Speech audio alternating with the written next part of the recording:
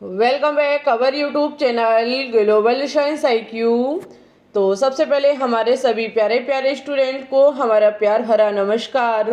कैसे सभी विद्यार्थी? जैसा कि सभी विद्यार्थी जानते हैं कि Uttar Pradesh state medical faculty first round counselling की प्रोसेस स्टार्ट हो चुकी है, जिसमें चॉइस फिलिंग का ऑप्शन भी ओपन हो गया। चॉइस फिलिंग आप कब से कब तक कर सकते हैं, अभी हम आपको बताएंगे। कैसे कॉलेज और कोर्स को भरें जिससे कि आपको बेस्ट कॉलेज या फिर बेस्ट कोर्स मिल जाए, अभी हम आपको टॉप कॉलेज के बारे में बताएंगे। ओके, कौन से कॉलेज सही है कौन से नहीं है वो भी हम आपको बताएंगे। ऐसे नहीं आप लोगों को कॉलेज भर देना है कि कॉलेज में कुछ है ही नहीं और आप उसे भर दो। मैं अभी आपको बताएंगे कि कौन से बेस्ट कॉलेज हैं, साथ ही में कुछ काउंसलिंग से संबंधित गाइडलाइंस हैं वो भी हम आपको आज समझाएंगे। कितने कॉलेज आप लिमिटेड भर सकते हैं, कितने नहीं भर सकते, ये सारी इंफॉर्मेशन आज के इस वीडियो में आप लोगों को मिलेगी। आप लोगों से रिक्वेस्ट है कि एक बार वीडियो को अपने दोस्तों के साथ शेयर कर दें। चैनल पे अगर न्यू है तो प्लीज़ चैनल को सब्सक्राइब अवश्य कर लें। चलिए सबसे पहले एक बार हम चॉइस फिलिंग के बारे में जानेंगे कि चॉइस फिलिंग जो है वो आपकी कब से और कब तक होनी है। आप देख सकते हैं जो आपकी रजिस्ट्रेशन 24 से 26 जुलाई तक हो रहे हैं और चॉइस फिलिंग का ऑप्शन 24 जुलाई से 28 जुलाई तक चलेगा। जैसे ही आप अपने यहाँ पर यूज़र आईडी और पासवर्ड को भर करके लॉगिन करेंगे तो वैसे ही सामने आपके 3 ऑप्शन आ जाते हैं, जहाँ पे स्कोर कार्ड का भी आता है और चॉइस फिलिंग का भी आता है। तो आप चॉइस फिलिंग वाले ऑप्शन पर क्लिक करके वहाँ से अपने कॉलेज और कोर्स को भर सकते हैं। ओके, चॉइस फिलिंग आप तभी कर सकते हैं जब 5,000 रुपये सिक्योरिटी फीस के रूप में आप जमा कर देंगे। ये 5,000 सिक्योरिटी फीस अगर आपको कॉलेज नहीं मिलता है तो ये रिफंडेबल है, यानी कि आपको वापस कर दी जाएगी। जिस जरिए से आप भेजेंगे उसी जरिए से आपकी वापस आ जाएगी। 28 जुलाई तक चॉइस फिलिंग आप कर सकते हैं। अब हम जरा बात करेंगे कि बेस्ट कॉलेज कौन कौन से, यानी कि आपको कौन से कॉलेज और कोर्स को भरना है जिससे कि आपको बेनिफिट हो सकता है।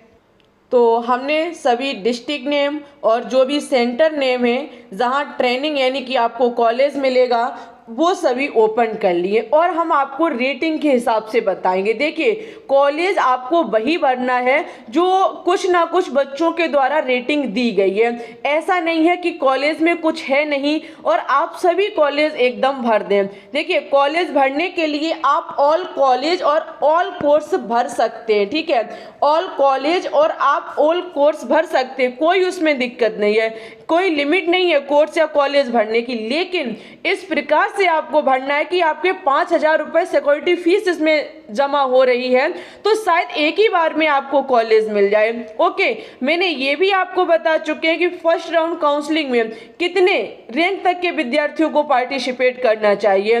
वो वीडियो आपने नहीं देखी, जाइए देख लीजिए, चैनल पर डली हुई है। यहाँ पर अगर मैं बात करूँ तो देखिए, कुछ हमारे बेस्ट कॉलेज हैं जिनको सभी विद्यार्थी एक बार टॉप पर जरूर भरें अगर आपकी रैंक अच्छी खासी है तो। ओके, जैसे आजमगढ़ का कॉलेज है गवर्नमेंट मेडिकल कॉलेज, जिसके बच्चों ने रेटिंग ए दी है। इसका मतलब ये है कि यहाँ पर काफ़ी अच्छी व्यवस्थाएं हैं, काफ़ी अच्छी पढ़ाई होती है। ये स्टूडेंट्स के द्वारा रेटिंग दी गई है। इटावा में UPMS CP नेट जिसे कहा जाता है Uttar Pradesh university of medical science, इसको भी रेटिंग ए मिली हुई, यहाँ भी अच्छी खासी पढ़ाई होती है।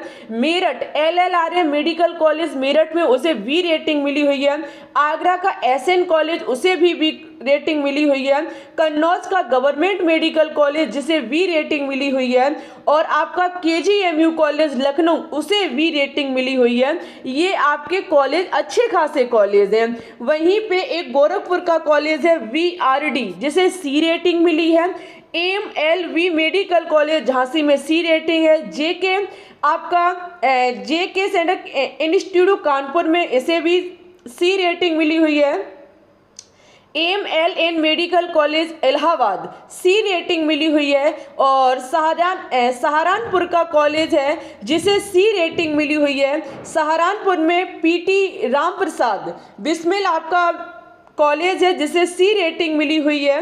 वहीं पे आपका अंबेडकर नगर में government medical college D rating है, जालौन में government medical college D rating है, लखनऊ में डॉक्टर राम मनोहर लोहिया इसे डी रेटिंग मिली हुई है। ये आपके बेस्ट कॉलेज हैं, यानी कि डी, ए वाला बेस्टम बेस्ट है, बी वाला उससे कम बेस्ट है, सी वाला उससे थोड़ा कम बेस्ट है और डी वाले यानी कि सबकी अपेक्षा कम बेस्ट है।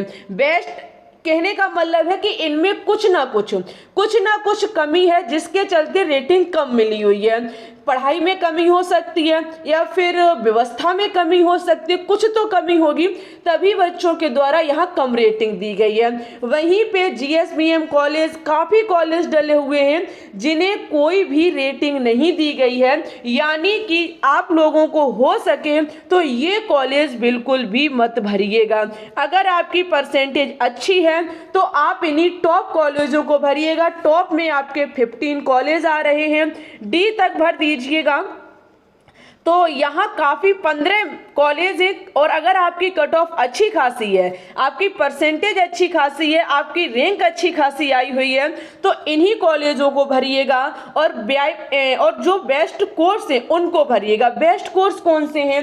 जैसे कि आप डी फार्मेसी को भर दीजिएगा, अभी हम आपको बता रहे हैं। जैसे कि आप डी फार्मा को भर दीजिएगा, ठीक है। जैसे आप डिप्लोमा इन ओटी टेक्नीशियन, यानी कि ओटी टेक्नीशियन, शॉर्ट में हम लिख रहे हैं ओटी टेक्नीशियन को भर दीजिएगा। जैसे कि आपका लैब टेक्नीशियन ये भर दीजिएगा, और जैसे कि आपका एक्सरे हुआ ये भर दीजिएगा, जैसे कि सीटी स्कैन हुआ ये भर दीजिएगा, डायलिसिस टेक्नीशियन भर दीजिएगा। ऐसे कुछ आपके बेस्ट कॉलेज हैं, उनको आप लोग, लैब टेक्नीशियन मैंने बता ही दिया है। ऐसे करके आप बेस्ट कॉलेजों को भर सकते हो और ये आपके कई हद तक ऐसे कॉलेज हैं जिनमें पढ़ाई अच्छी खासी होती है और व्यवस्थाएं भी ठीक हैं। जिन्हें कोई रेटिंग नहीं मिली है, कोशिश कीजिएगा इन कॉलेजों को आप मत लेना, अगर मिले तो छोड़ देना, नेक्स्ट राउंड में पार्टिसिपेट कर लेना, और जब फिल ही नहीं करोगे तो फिर मिलेगा क्यों। फर्स्ट राउंड वाले विद्यार्थी बस इन्हीं 15 कॉलेज को अच्छे से भरेंगे। अगर रैंक लगभग आपकी 4000 5000 के समथिंग बन रही है तो आप इन्हीं कोर्स और कॉलेज को भरिएगा, और बाद में पीछे अगर आपका कोई मन पसंदीदा कोर्स है तो आप उसको भी ज़रूर से ज़रूर फिल करें। ऐसा नहीं है कि बेस्ट कॉलेज या फिर बेस्ट कोर्स है तो आप अपनी पसंदीदा को ना भरें, नहीं, उसको भी भरें। आप अगर जो आपको पसंद है उसको एक बार ज़रूर भरें। ओके, ये सभी हमारे बेस्ट कॉलेज और बेस्ट कोर्स थे जिसे विद्यार्थियों के द्वारा रेटिंग मिली हुई है। एक बार हम काउंसलिंग के गाइडलाइंस भी जान लेते हैं कि काउंसलिंग की गाइडलाइंस क्या क्या हैं। गाइडलाइंस कुछ इस प्रकार से हैं, देखिए हम आपको शॉर्ट में समझाएंगे, ज़्यादा डिटेल नहीं कराएंगे। काउंसलिंग की प्रक्रिया जो है वो आपकी 3 चरणों में पूर्ण होगी, फर्स्ट राउंड, सेकेंड राउंड और थर्ड राउंड, ठीक है। 3 चरणों में आपकी काउंसलिंग की प्रक्रिया कराई जाएगी।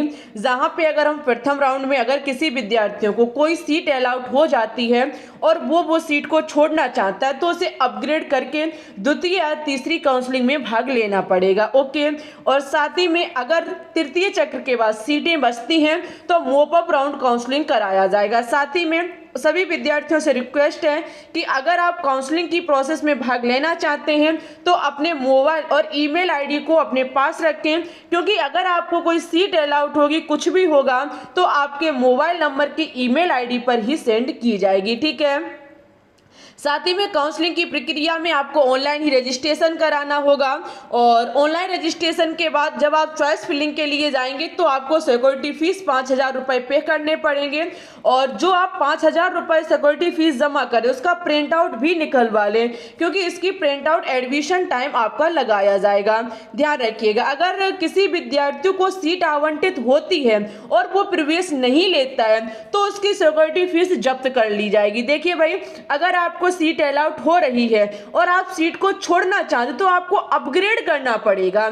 ऐसे आप अगर सीट छोड़ेंगे तो आपकी सिक्योरिटी फीस 5000 रुपये जब्त कर ली जाएगी, और अपग्रेड करते हैं तो आपके ये 5000 रुपये जैसे कि आगे ट्रांसफ़र हो जाएंगे, नेक्स्ट काउंसलिंग में ट्रांसफ़र हो जाएंगे।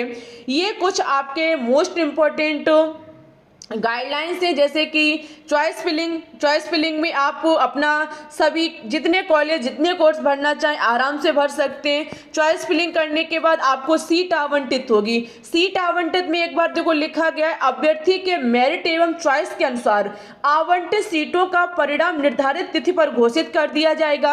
अभ्यर्थी ऑनलाइन काउंसिलिंग पोर्टल पर लॉगिन कर आवंटित सीट के निर्धारित पठन पाठन शुल्क 24,000 रुपये जमा, सिक्योरिटी फीस घटा करके अवशेष 19,000 ऑनलाइन फॉर्म से जमा करने के पश्चात अपने अभ्यर्थी आवंटन पत्र को डाउनलोड कर सकता है। पठन पाठन शुल्क 24,000 के अतिरिक्त शासन प्रशिक्षण केंद्र द्वारा निर्धारित अन्य मदों की फीस अभ्यर्थी को संबंधित प्रशिक्षण केंद्र में प्रवेश के समय जमा करना होगा। देखिए भाई, आपसे ये 24,000 तो आपकी ट्यूशन फीस लेंगे, जो आपको वहाँ ये शिक्षा देंगे 24,000, लेकिन ये अलग से भी रुपए लेते हैं। 24,000 में आपसे 19,000 लेंगे। क्यों? क्योंकि 5,000 ये सिक्योरिटी फीस उसी में जोड़ लेते हैं। ऐसे आपसे 24,000 ये ट्यूशन फीस हो गई।